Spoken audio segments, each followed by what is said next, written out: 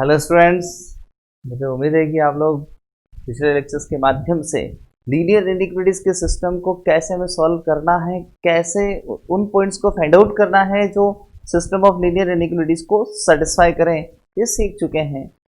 अब हम थोड़ा सा इसका लेवल और बढ़ाने वाले हैं। इसके अंदर कुछ ऐसी सिचुएशंस हम क्रिएट करेंगे जहां आपसे गलती हो सकती है। उस गलती से बचने के लिए आपको क्या करना चाहिए, इस पर हम आज बात करने वाले हैं। तो बहुत ही केयरफुली ध्यान से देखिए। Upgrade upgraded level of the linear inequalities, system of linear inequalities. System of linear inequalities में किस तरह से कंफ्यूजन की स्थिति क्रिएट हो सकती है और हम कैसे उस कंफ्यूजन से बच सकते हैं, देखते हैं इस लेक्चर में। देखिए, मैं आपको एक सिस्टम ऑफ लीनियर इनइक्वालिटीज यहाँ पर लिखने की कोशिश कर रहा हूँ और उसके अंदर क्या कंफ्यूजन क्रिएट होता है, उसे ड्रॉ करते समय हम किन डिफिकल्टीज को फेस करते हैं, उसे आप देखते जाइए ध्यान से। तो हम एक सिस्टम ऑफ लीनियर इनइक्वालिटीज यहाँ लिख रहे हैं। मैं मान लूँ कि 5x plus 2y is less than equal to 1000 इस वन इनइक्वालिटी, ये मेरे पास एक इनइक्वालिटी है। इसी से सिमिलर मैच करती हुई एक और इनइक्वालिटी हम लेते हैं। माना कि यहाँ भी 5x है और लेकिन यहाँ 4y हो गया है और इस जगह पर मान लेते हैं थोड़ा सा इंक्रीज हो गया है, मान लेते हैं कि ये 1300 हो गया है। ओके, चलिए एक और इनइक्वालिटी इसमें हम इंट्रोड्यूस कर देते हैं। मान लेते हैं कि एक और इनइक्वालिटी हमारे पास इसके साथ में अटैच्ड है और वो है x plus 2y is less than equal to 500, right. ये तीन इनइक्वालिटीज हैं जो एक सिस्टम बना रही है। थोड़ा सा इसमें और इम्प्रोवाइजेशन करते हैं। इसके अंदर फर्स्ट क्वाड्रेंट का रेस्ट्रिक्शन हम डाल देते हैं और फर्स्ट क्वाड्रेंट का रेस्ट्रिक्शन डालने के लिए हम यहाँ पर x greater than equal to 0 और y greater than equal to 0 वो भी शामिल कर लेते हैं।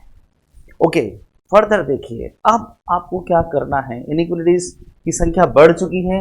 मैं इसे for convenience inequality number first मान लेता हूँ, इसे मैं इनइक्वालिटी नंबर सेकंड मान लेता हूँ, इसे मैं इनइक्वालिटी नंबर थर्ड मान लेता हूँ और ये जो सिस्टम है जो मुझे फर्स्ट क्वाड्रेंट देता है, हम सुविधा के लिए इसे फोर्थ नंबर कंसीडर कर लेते हैं।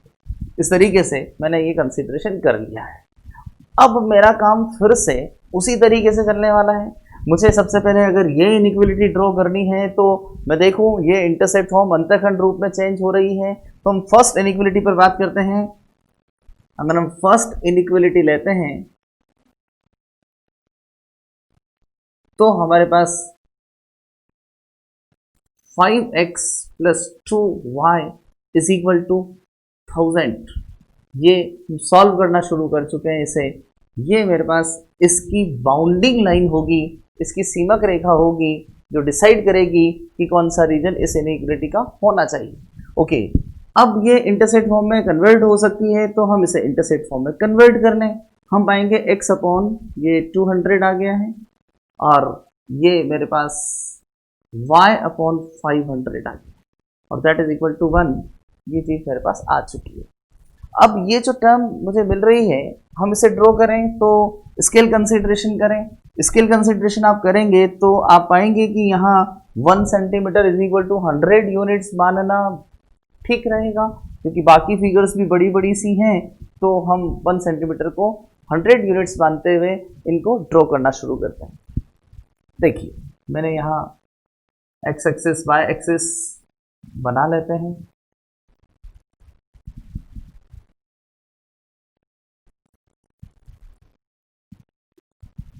मैंने एक्स एक्सिस वाई एक्सिस बना दी। इक्वल डिस्टेंस पर 1 सेंटीमीटर 2 सेंटीमीटर मार्क कर दें तो हम इक्वल डिस्टेंस पर 1 सेंटीमीटर 2 सेंटीमीटर यहाँ मार्क करते चले जाते हैं।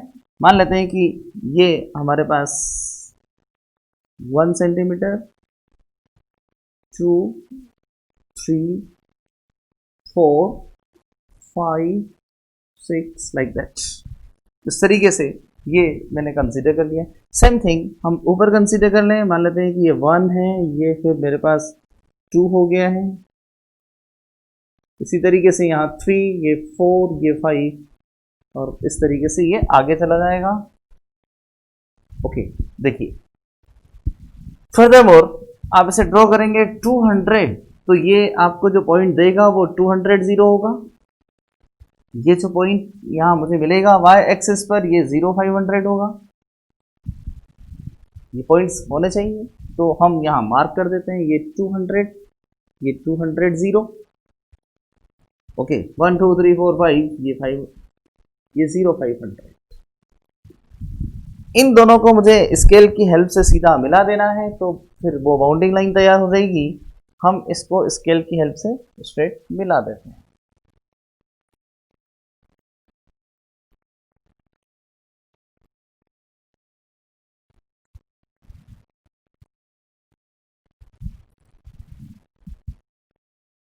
फॉर आवर कंफर्ट हम इस पर यहाँ मार्क कर दें कि ये जो बाउंडिंग लाइन है ये फर्स्ट इनइक्वलिटी के लिए ड्रॉ की गई है, ताकि हमें बाद में ध्यान रहेगा, क्योंकि जब नंबर ऑफ इनइक्वलिटीज बढ़ जाती हैं तब हमें यहाँ पर मार्क कर देना चाहिए कि जो लाइन हमने ड्रॉ की है वो कौन सी इनइक्वलिटी के लिए है, तो फिर बाद में कंफ्यूजन नहीं होता। ओके, लेट्स सी हम इसके रीजन की बात करें, इसके क्षेत्र की बात करते हैं। जब आप इसके क्षेत्र की बात करेंगे तो आपको वापस यहाँ region with origin, region without origin पर वर्क करना है। अगर हम रीजन विद चेक करें कि इसका कौन सा रीजन है, तो आप यहाँ 0 0 पुट कीजिए। 0 + 0 is less then 1000। It is true, मतलब 0 0 जो पॉइंट है ओरिजिन जो है वो सेटिस्फाई करता है। तो अगर ओरिजिन सेटिस्फाई करता है तो इसका रीजन उधर ही होना चाहिए जिधर की तरफ ओरिजिन है, तो हम उधर की तरफ यहाँ पर ये मार्क कर दें लाइक दैट। इस तरीके से ये चीज मार्क हो जाएगी।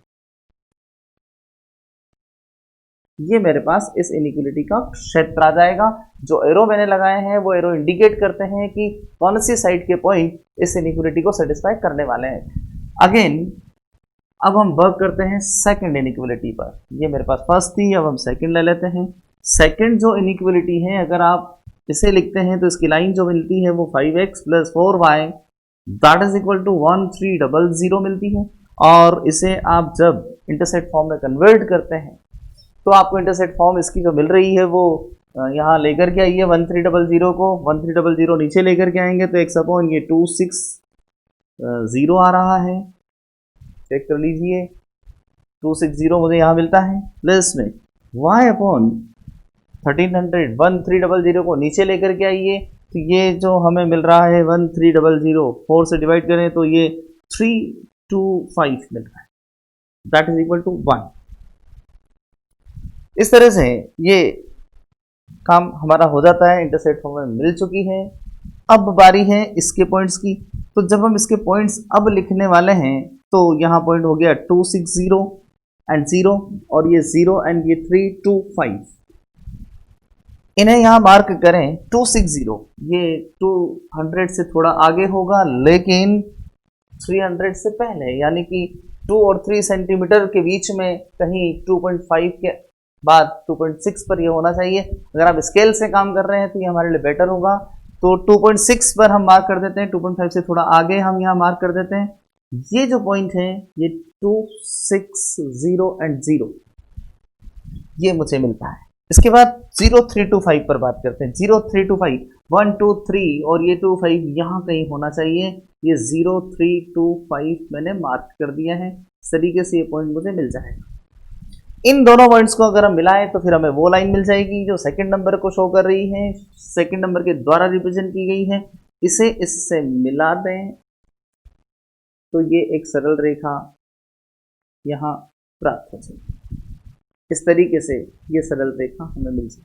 इस पर भी हम सेकंड नंबर मार्क कर देते हैं ताकि लेटर ऑन बाद में हमें ध्यान रहेगा कि ये समीकरण कौन सी सरल रेखा, ये कौन सी इनइक्वलिटी को रिप्रेजेंट करने के लिए हमने बनाई है। Right, done. आते हैं हम अगली लाइन पर। नेक्स्ट हमारे पास जो इनइक्वलिटी है वो इनइक्वलिटी यहाँ थर्ड नंबर की जो इनइक्वलिटी है वो इनइक्वलिटी हमें नजर आती है x + 2y = 500। मैंने इसकी बाउंडिंग लाइन लिख ली है। अब मैं इसे इंटरसेप्ट फॉर्म में चेंज करूं, अंतखंड रूप में चेंज करूं तो मुझे x के नीचे 500 मिल रहा है और y के नीचे मेरे पास 250 आ जाता है = 1। तो x अपॉन 500 और y अपॉन 250 ये मुझे मिल जाता है। इससे मुझे जो पॉइंट मिलेंगे वो पहला पॉइंट 500 पर होगा, यानी कि मुझे 5 सेंटीमीटर पर पॉइंट मार्क करना है। ये एक पॉइंट हो गया है, ये 500 को रिप्रेजेंट करेगा। और इसी तरीके से यहाँ 250 यानी कि 2.5 यहाँ कहीं आने वाला है, ये 0250 को रिप्रेजेंट करेगा, ये लाइन है। अब अलर्ट हो जाइए, अब वो समझिए जो मैं आपको सिखाना चाहता हूँ। देखिए ये जो 0250 पॉइंट मैंने यहाँ लिया है, राइट, ये मेरे पास 500 जीरो है। मैं स्केल रखूंगा और यहां इन्हें मिलाऊंगा। फील कीजिए, आपको डायग्राम सबको नजर आ रहा है, ध्यान से देखिए। जब हम यहां स्केल रख करके यहां इससे मिलाएंगे, सेक्शन पॉइंट के पास से गुजरेगी। ध्यान से बिल्कुल देखिए, फील कीजिए, यहां से जो लाइन आएगी वो इस इंटरसेक्शन पॉइंट के नजदीक से गुजरेगी। तो आपको ध्यान रखना है कि जब कभी भी नई लाइन पुरानी दो रेखाओं के पहले जो ड्रॉ हो चुकी हैं उन दो रेखाओं के इंटरसेक्शन पॉइंट के नजदीक से गुजर रही हो, तो फिर गलती होने के चांसेस बन जाते हैं। कैसे उस गलती से बचना है, देखिए क्या गलती हो सकती है पहले वो समझ लेते हैं, फिर कैसे उससे बचना है उस पर बात करते हैं। ये जो लाइन है, ये लाइन ड्रॉ करते समय इस पॉइंट के ऊपर या इस पॉइंट के नीचे से हमसे गलती से गुजर सकती है। हो सकता है ये एक्चुअली लाइन पॉइंट के ऊपर से गुजर रही हो और हमसे ड्रॉ करते समय हमारी जो पेंसिल या पेन है, इसकी जो टिप है, इसकी जो नोक है, ये भी थोड़ी सी मोटी ही होती है और हम थोड़ा सा अंदाज़ा लेकर के भी काम कर रहे होते हैं। उतना परफेक्ट ग्राफ, एक्यूरेट वाला ग्राफ, कंप्यूटराइज्ड ग्राफ यहाँ नहीं बन रहा है, यहाँ हमारे हाथ से बनाने वाला ग्राफ बन रहा है। तो फिर इस बात की संभावना बन जाती है कि एक्चुअली जो लाइन है वो पॉइंट के ऊपर से गुजर रही हो और हमसे वो गलती से नीचे से गुजर जाए या उस पॉइंट से पास आउट हो जाए, तो फिर हमारा जो क्षेत्र, रीजन, जो सॉल्यूशन हम इनइक्वालिटीज का चाहते थे उसके गलत होने की संभावना बन जाएगी। तो कैसे बचना है इस गलती से? इस गलती से बचने के लिए आपको एक काम करना है। ये जो दो पॉइंट्स पहले से ये जो दो लाइंस पहले से इंटरसेक्ट कर चुकी हैं और हमें एक इंटरसेक्शन पॉइंट दे चुकी हैं, इस इंटरसेक्शन पॉइंट को कैलकुलेट कर लीजिए। कैलकुलेट कर लीजिए, कोई बड़ा टास्क नहीं है हमारे लिए। हम देख लें कौन सी दो लाइंस हैं, first and second. First and second, इस फर्स्ट की जो लाइन है मैं यहां लिख लेता हूं, ये 5x + 2y = 1000 है और ये जो लाइन है ये 5x + 4y = 1300 है। इन्हें साइमल्टेनियसली सॉल्व कीजिए तो आपको इनका इंटरसेक्शन पॉइंट मिलेगा, प्रतिच्छेद बिंदु मिलेगा। तो इन्हें साइमल्टेनियसली हम जब सॉल्व करते हैं तो पॉइंट क्या आ रहा है, ध्यान से देखिए। ये 5x सब्ट्रैक्ट करें तो ये 2y = 300, यानी कि y की वैल्यू जो आ रही है 150 आ रही है। चेक कीजिए एक सेकेंड के लिए, जो पॉइंट हमें मिल रहा है कितना मिल रहा है, 300, y = 150 मिल रहा है। ओके, तो हम यहाँ लिख लेते हैं y = 150। ये y = 150 मिल चुका है। अब ये पुट कर दीजिए y = 150, तो आपको x = कितना मिलता है, देखिए हम 700 बचेगा, यानी कि ये 705 से डिवाइड करें तो 140 हो जाएगा, यानी कि x की वैल्यू 140 हो जाएगी। चेक कर लीजिए, ये जो पॉइंट है ये इंटरसेक्शन पॉइंट है लाइन नंबर 1 और लाइन नंबर 2 का। ये पॉइंट यहाँ पर इंटरसेक्शन पॉइंट है। अब ये कैसे गलती करने से बचाएगा, मैं यदि इसे यहाँ लिख लूँ 140 एंड 150, तो मुझे पता लग चुका है कि इतनी हाइट पर ये जो पॉइंट है यहाँ पर 150 होना चाहिए और इधर की तरफ 140 होना चाहिए। हम आते हैं उस लाइन पर जो हम ड्रॉ करना चाह रहे थे। जो हम ड्रॉ करना चाह रहे थे उस लाइन के जो दो पॉइंट्स थे, वो दो पॉइंट्स 0250 था, इसमें y कोऑर्डिनेट कितना नजर आ रहा है 250, जबकि ये हाइट कितनी थी, अभी अभी हमने डिसाइड किया 150 थी, राइट। ओके, ध्यान से देखिए। इसके बाद ये जो डिस्टेंस है इधर वाली, ये कितनी है 140 है, जबकि मुझे यहां से जो लाइन पास आउट करवानी है वो लाइन, केयरफुली सुनिएगा, वो लाइन जब यहां से गुजरेगी तो वो गुजर के इसके ऊपर से गुजरेगी या इसके नीचे से गुजरेगी, ये जानने के लिए यदि मैं इस वाली लाइन यानी कि सेकंड नंबर लाइन और जो लाइन मैं ड्रॉ करना चाहता हूं उन दोनों लाइंस का इंटरसेक्शन पॉइंट निकाल दूं, तो मुझे पता लग जाएगा कि वो पॉइंट इसके ऊपर होगा या वो पॉइंट इसके नीचे होगा। तो माइन्यूट एरर होने की संभावना खत्म हो जाएगी और हम बिल्कुल परफेक्ट क्वेश्चन की तरफ बढ़ जाएंगे। कैसे होगा ये सब हम सीखते हैं। देखिए अब मुझे क्या करना है, फर्स्ट एंड थर्ड का I am sorry second number और जो थर्ड इक्वेशन मैं ड्रॉ करना चाह रहा हूं उसका हम इंटरसेक्शन पॉइंट निकाल लेते हैं। सेकंड और थर्ड लिख लेते हैं। यहाँ पर सेकंड नंबर इक्वेशन है 5x + 4y = 1300 and third number equation मेरे पास है x + 2y = 500। सॉल्व कीजिए, सिंपल है, 2 से मल्टीप्लाई कीजिए, सेपरेट कीजिए, तो ये आ रहा है हमारे पास 3x = 300, तो ये पॉइंट आता है x = 100। ये मुझे x = 100 मिलता है। x = 100 यहाँ रखिए तो y = हमें 200 मिल रहा है। देखिए ये y = 200 आ चुका है, चेक कर लीजिए एक बार। x = 100 y = 200 रखने पर ये सेटिस्फाई हो रही है, बिल्कुल बिल्कुल ठीक है, कोई प्रॉब्लम नहीं। तो इस तरह से ये पॉइंट जो मुझे मिला ये पॉइंट होगा 100 एंड 200। ये काम हम रफ कॉपी में भी कर सकते हैं, रफ पेज पे कर सकते हैं और करके देख सकते हैं। फटाफट हम इंटरसेक्शन पॉइंट्स फाइंड आउट कर लें। ये इंटरसेक्शन पॉइंट हमारी बहुत मदद करने वाले हैं। देखिए कैसे मदद करने वाले हैं। तो ये जो मैंने डिसाइड किया था कि अब जो थर्ड लाइन मैं ड्रॉ करना चाहता हूं, जो थर्ड लाइन मैं ड्रॉ करना चाहता हूं वो थर्ड लाइन इस सेकंड नंबर की लाइन को इस पॉइंट पर इंटरसेक्ट करती है, यानी कि वो x कोऑर्डिनेट कितना देती है, 100 देती है, जबकि यहां इस इंटरसेक्शन पॉइंट का x कोऑर्डिनेट कितना था, 140 था। यानी कि ये वाला इंटरसेक्शन पॉइंट इस 140 के पीछे होना चाहिए। सोचिए ये पीछे की तरफ कब होगा, जबकि वो इंटरसेक्शन पॉइंट यहां कहीं आए। यहां कहीं आने का मतलब वो जो लाइन तीसरे नंबर की लाइन गुजरनी चाहिए वो इस पॉइंट के ऊपर से गुजरनी चाहिए, इसके नीचे से नहीं। ओके, एक और बार समझने की कोशिश करते हैं। y कोऑर्डिनेट, इसका y कोऑर्डिनेट कितना था, 150, इसका y कोऑर्डिनेट कितना है, 200। ऑब्वियसली इस सेकंड नंबर की लाइन और इस नई लाइन को जो हम ड्रॉ करना चाहते हैं, इस नई लाइन को जिसे हम ड्रॉ करना चाहते हैं, इन दोनों लाइंस का इंटरसेक्शन पॉइंट इस वाले इंटरसेक्शन पॉइंट से हाइट ऊपर होनी चाहिए, उसकी 200 पर होना चाहिए। इसका मतलब इस पॉइंट के ऊपर से मुझे इंटरसेक्शन पॉइंट मिलेगा। यानी कि अब जब आप इसे स्केल की हेल्प से मिलाएंगे तो आपको क्या करना है, इस पॉइंट को और इस पॉइंट को स्केल की हेल्प से मिलाते समय आपको ये इंटरसेक्शन पॉइंट इस इंटरसेक्शन पॉइंट के ऊपर से रखना है, गलती से भी नीचे नहीं जाना चाहिए, वरना आपका फील्ड ऑफ सॉल्यूशन गलत हो जाएगा और गलती करने की कोई गुंजाइश हम छोड़ना नहीं चाहते, इसलिए हमने इतनी बारीकी से इसको का अध्ययन किया। राइट, ओके, तो अब हम इसे मिला देते हैं।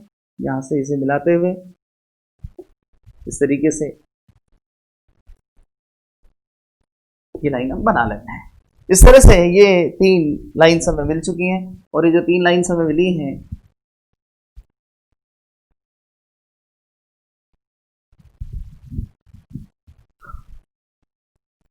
ये जो 3 लाइन्स हमें मिली हैं, ये 3 लाइन्स डिसाइड करेंगी कि कॉमन फील्ड ऑफ सॉल्यूशन कौन सा होना चाहिए। तो हम अब इन इनइक्वालिटीज के लिए ड्रॉ कर लेते हैं कि इनका फील्ड कौन सा था, विद 0 या विदाउट 0, विद ओरिजिन या विदाउट ओरिजिन। यहां रख करके देखिए 0 0 रखिए, ये सेटिस्फाई करता है, मतलब इस वाली इनइक्वालिटी का फील्ड भी जो होना चाहिए वो 0 की तरफ होना चाहिए। और यहाँ रख करके देखिए ये भी 0 0 से सेटिस्फाई होती है, तो इसका फील्ड भी 0 की तरफ, ओरिजिन की तरफ ही होना चाहिए। हम इसे ओरिजिन की तरफ ही एरो लगा दें, इनके सबके एरो ओरिजिन की तरफ ही आएंगे, यानी कि जो कॉमन रीजन निकलेगा वो ओरिजिन की तरफ वाला निकलेगा। अब ओरिजिन की तरफ कॉमन रीजन हमें क्या मिला, देखिए कॉमन रीजन हमें ये वाला पार्ट मिला, जिसे हम मार्क कर सकते हैं, शेडेड कर देंगे हम इस वाले पार्ट को। ये part shaded part common region हो जाएगा, जो मैंने फर्स्ट क्वाड्रेंट के अंदर कैलकुलेट किया है बिकॉज ऑफ दिस कंडीशन, इस कंडीशन के कारण। देखिए ये यहाँ जो ट्रायंगल मिला है इसमें यहाँ पर गैप है, बस इसी बात को आइडेंटिफाई करवाने के लिए, इस माइन्यूट सिचुएशन को आइडेंटिफाई करवाने के लिए मैंने इतनी सारी बातें आपको समझाई हैं, सिखाई हैं। ताकि ये गलती ना हो। ये हमें जो पॉलीगन मिला है इसके मेरे पास वर्टिसेस हैं, ओ है, इस वर्टिसेस को मैं ए नाम दे दूं, यहाँ पर मेरे पास बी है, यहाँ पर एक मैं सी मान लेता हूँ, इस तरह से ये सी पॉइंट हो जाएगा और यहाँ पर हम डी पॉइंट मान लेते हैं। ओ ए बी सी डी, ये जो मुझे मिला है 1 2 3 4 5 पेंटागन मिला है, ये पंचभुज हमें मिला है, 5 भुजाएं इसकी हैं जो हमें क्षेत्र के रूप में नजर आती हैं। अब लेटर ऑन बाद में हमें इसके अंदर क्या करना है, ये जो ग्राफिकल रिप्रेजेंटेशन हमें सीखा है ये किस तरह से लीनियर प्रोग्रामिंग प्रॉब्लम के अंदर हमारी हेल्प करने वाला है, वहाँ लीनियर प्रोग्रामिंग प्रॉब्लम्स किस तरह से इसकी सहायता से सॉल्व होने वाली हैं, हम इसका क्या उपयोग करने वाले हैं, ये हम अगले लेक्चर्स के लिए रखते हैं। अब नेक्स्ट लेक्चर्स के अंदर हम प्रोग्रामिंग प्रॉब्लम्स पर बात करेंगे। मैंने आपसे कहा था मैं एक एक वर्ड पर वर्क करूंगा। लीनियर प्रोग्रामिंग प्रॉब्लम्स नाम है इस टॉपिक का। इन लेक्चर्स के अंदर मैंने आपको लीनियर वर्ड पर सारी वर्किंग की है। अब हमारी वर्किंग होगी प्रोग्रामिंग पर, फिर हम मिला करके पढ़ेंगे लीनियर प्रोग्रामिंग प्रॉब्लम्स। तो फिर देखिएगा आपको कितने अच्छे तरीके से वो सारी चीज़ें समझ में आती हैं और गलती होने की समस्त ऐसी छोटी छोटी सी संभावनाओं पर हम विचार करते हुए आगे बढ़ते चले जाएंगे एररलेस लर्निंग की तरफ, जहां आपसे एरर होने की संभावना बिल्कुल नगण्य हो जाएगी। Okay done.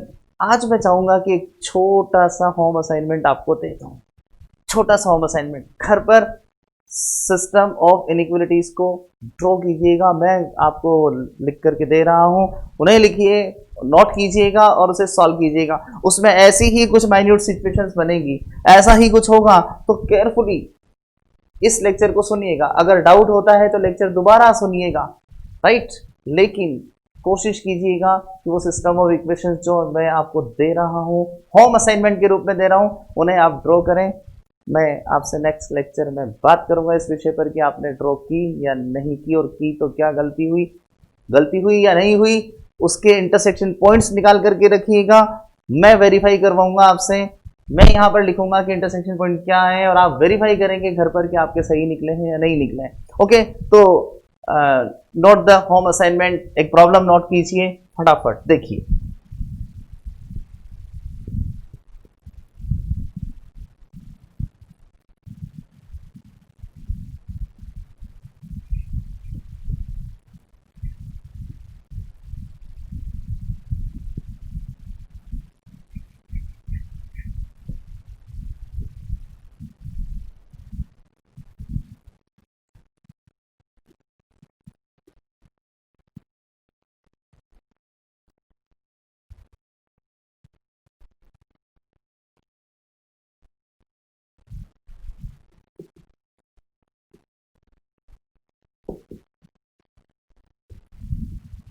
देखिए, मैं कुछ सिंपल सी इनइक्वालिटीज आपको दे रहा हूं, लेकिन उन्हें ड्रॉ करते समय ऐसी माइन्यूट सिचुएशंस उत्पन्न होंगी जो मैंने आपको अभी भी सिखाई है, तो केयरफुली ड्रॉ कीजिएगा। देखिए,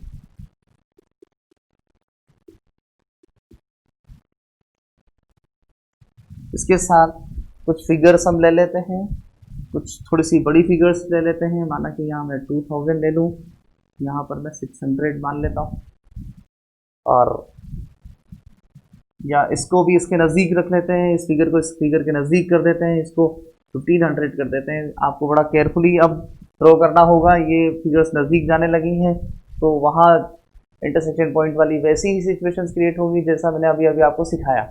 एक और इसमें हम इंक्लूड कर लेते हैं, मान लेते हैं कि ये, और साथ में एक चीज और ले लेते हैं, फर्स्ट क्वाड्रेंट। ये सिस्टम ऑफ इनइक्वालिटीज है जिसका आपको ग्राफ आज घर पर ड्रॉ करना है और इसके कॉमन रीजन ज्ञात करना है, और कॉमन रीजन में जो भी वर्टिसेस आपको मिले उन वर्टिसेस के कोऑर्डिनेट्स आपको फाइंड आउट करने हैं। कीजिएगा, मैं आपको इसके आंसर बताऊंगा तो आप वेरीफाई कीजिएगा कि आपका सॉल्यूशन सही था या गलत। अगर गलत था तो फिर हम फिर से प्रैक्टिस की और प्रॉब्लम्स डिस्कस करने लग जाएंगे। प्रैक्टिस में कोई कमी नहीं रहनी चाहिए, ये अप्लाइड मैथमेटिक्स है, जितनी प्रैक्टिस करेंगे उतना सीखेंगे। Okay, thank you so much, मिलते हैं नेक्स्ट लेक्चर में।